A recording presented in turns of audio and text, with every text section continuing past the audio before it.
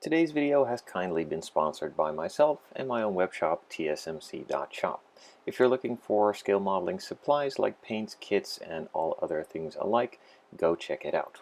We've recently gotten in a couple of new shipments from Scale Production, Highlight Model Studio, No. 5 Paints, and a new shipment is underway from Streetblisters as well. Some Tamiya products have been restocked, and I've also added the XF range of paints to the lineup too, and a lot of Aoshima and other kits are currently and constantly being restocked and refilled. So please go check out my webshop, tsmc.shop, and help support the channel. In the last episode, I finished off the interior for the Eclipse and then came to the conclusion, thanks to some comments, that some of the details were incorrect.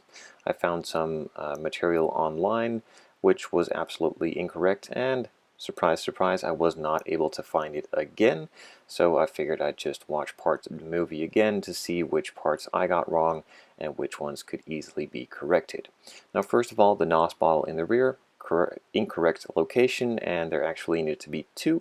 Of course, I was missing the laptop on the passenger seat, and then the diamond plate floor mats were also missing. So I decided to change a couple of things and add some things to finish off the interior and just do a small rectification video on this process. So first of all, I decided to start on these diamond plate floor mats, or maybe better be called the danger to manifold floor mats, floor pans that drop out all of a sudden with no real explanation. I made some templates with some masking tape, transferred that to the diamond plate that I got from Highlight Model Studio, and then carefully started cutting out these pieces with a knife, just scoring it about 10 to 20 times, very carefully, not applying too much pressure, and they simply just break or already are completely cut all the way through. Now with that then being done, they could be glued in place and I could move on to the shut-up laptop.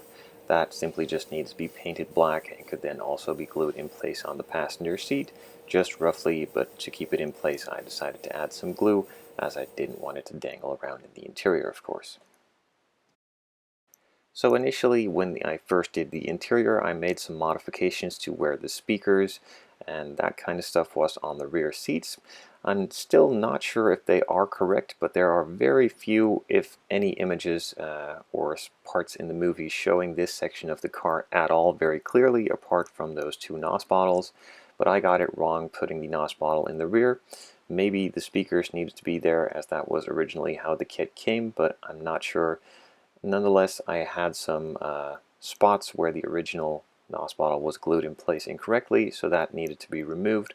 I simply cut out a black sheet of styrene and glued that in place to cover it all up and make it look nice again.